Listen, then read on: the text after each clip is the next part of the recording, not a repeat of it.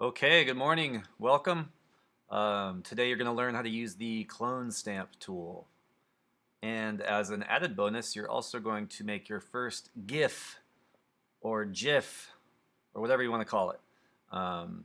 Let's get started. You're going to use this clone skull file here that you've downloaded from Google Classroom. I'm going to double click on it. It's in your downloads folder. So I took this picture of a skull hanging from a wire. And this is probably one of the first things that needed to be photoshopped, right? Even before Photoshop was out. So in pictures, photographers, they used to kind of do this thing where instead of using Photoshop, they would use ink to kind of darken things like this to hide things like a wire.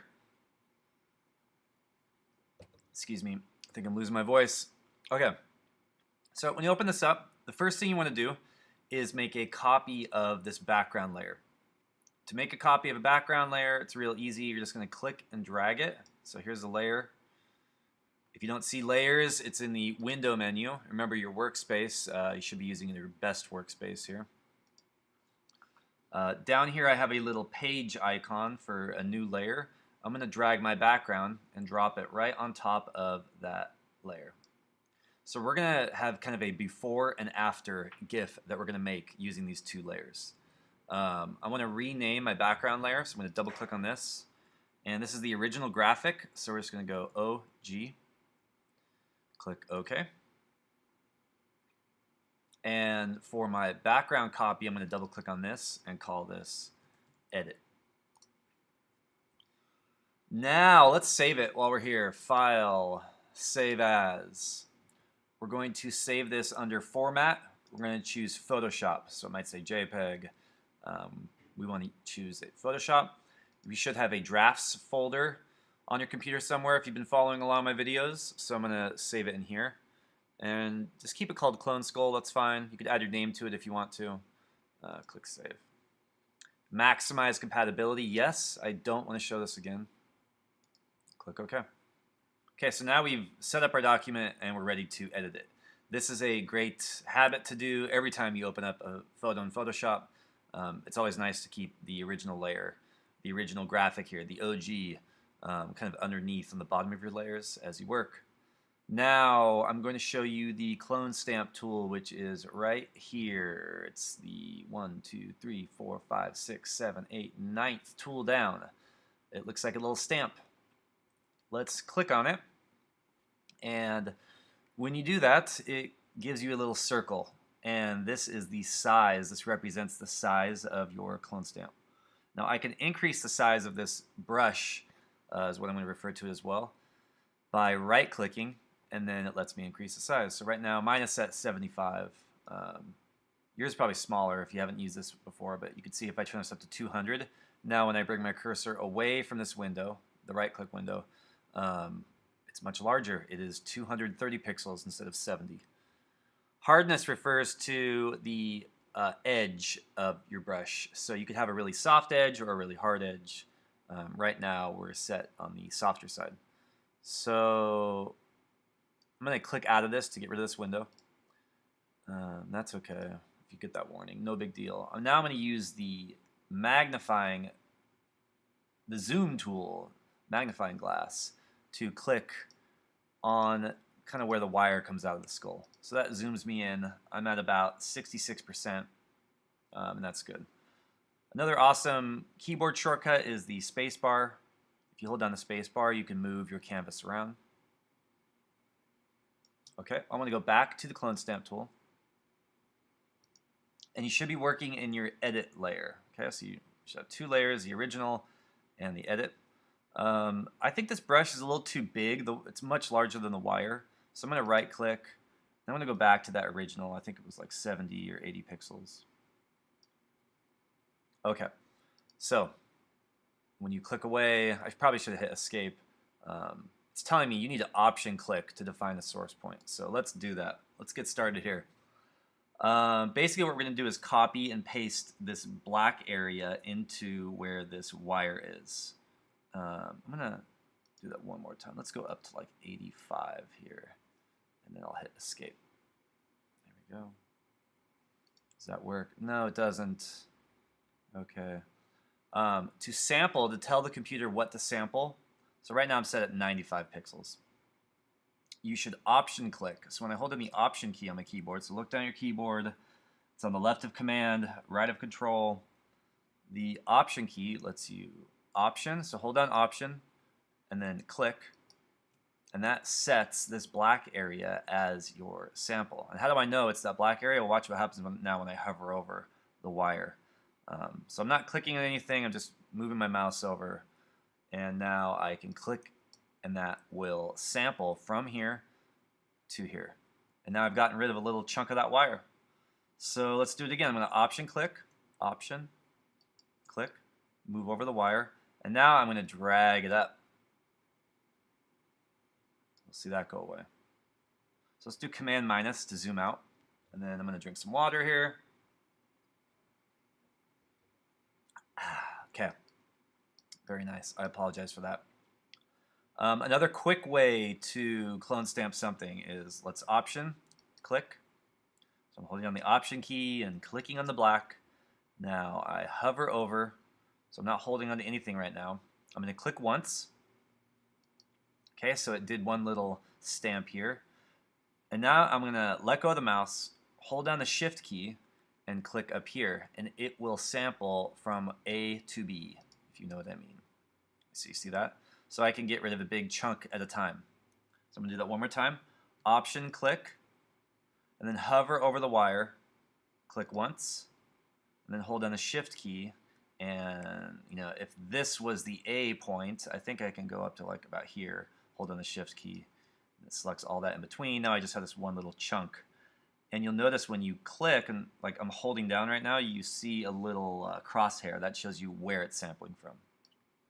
So this is a really easy one to sample because this picture is basically all black.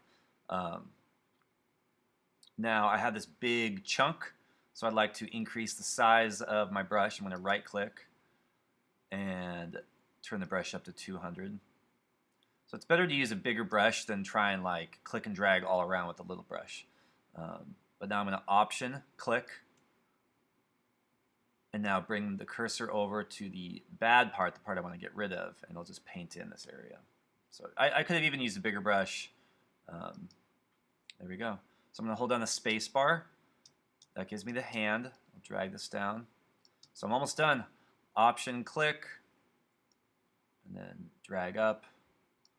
I'm going to do the shift trick again. So option click on the bad part, move over the, option click on the good part, move over to the bad part, click and drag. And then you can zoom out by either using the zoom tool or the magnifying glass or the keyboard shortcut, which is Command minus. I'll use the space bar now to move this whole thing up. So now I got to focus. I got to do a little bit of fine tuning here. I'm going to go to the zoom tool, click right on that area, and I'll switch to my clone stamp. You can get to the clone stamp by hitting the S key as well.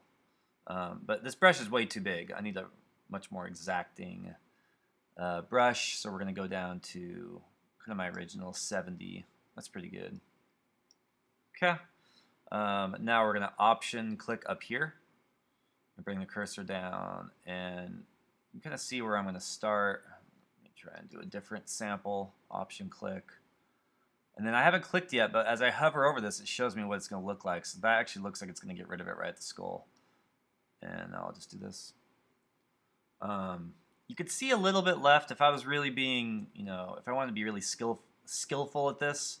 If I want to be like Photoshop master, you might want to actually use the skull in your sample. So if I option click here, it's going to actually kind of include this skull, and now I move it over.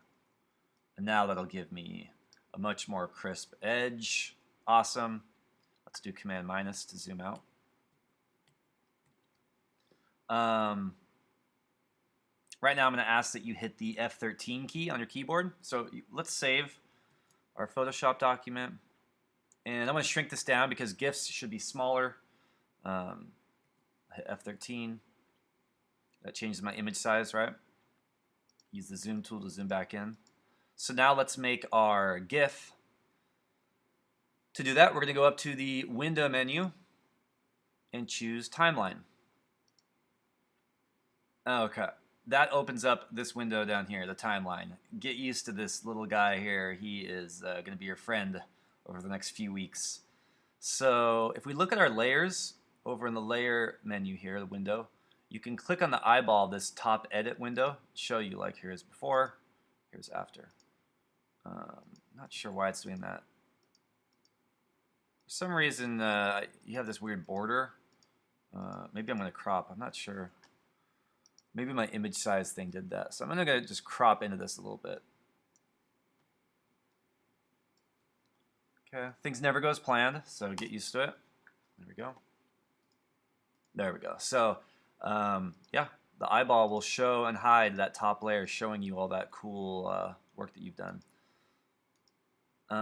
So now what we're going to do is create a frame animation down here in the timeline.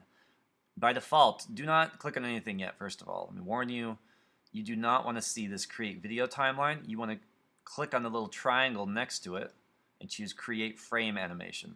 This is a weird design. Adobe, if you're listening, I know you're not, but you should change that.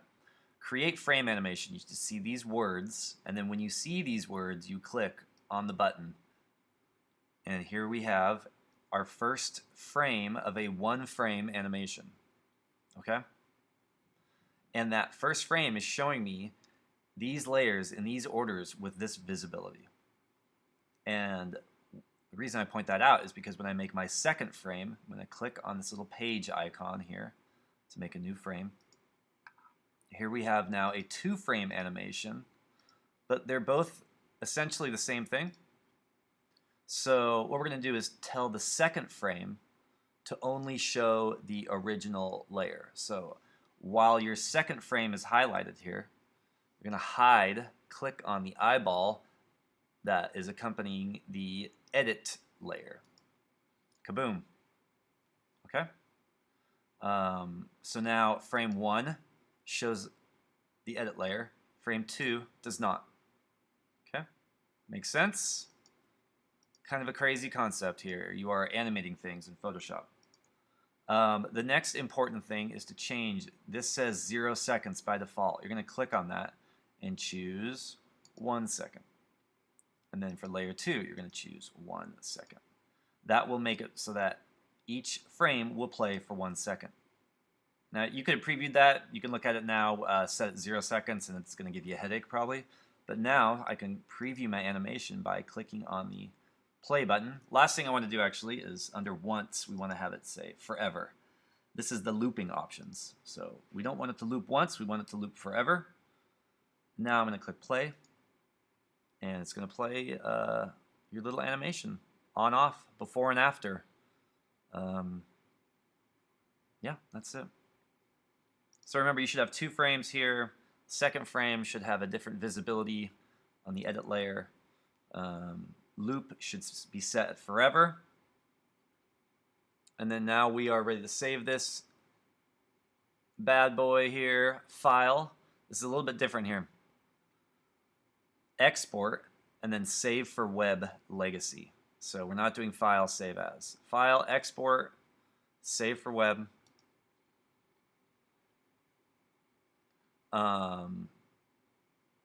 All this will pretty much stay the same. I recommend actually making the height of your image 800 pixels. So we're even going smaller than our normal 1200. That's okay. The other important part, so I only change height and it will change the width for me. I wouldn't pay too close attention to these numbers. Yours might be slightly different. But under looping options, make sure that you say looping forever. Okay, and then of course this needs to say GIF. If this says something else like JPEG, you gotta change this. So definitely your file format is going to be GIF. All these should be the default, I think. And then yeah, looping forever. Click save. Save this to the desktop. Clone skull GIF. I should do my name.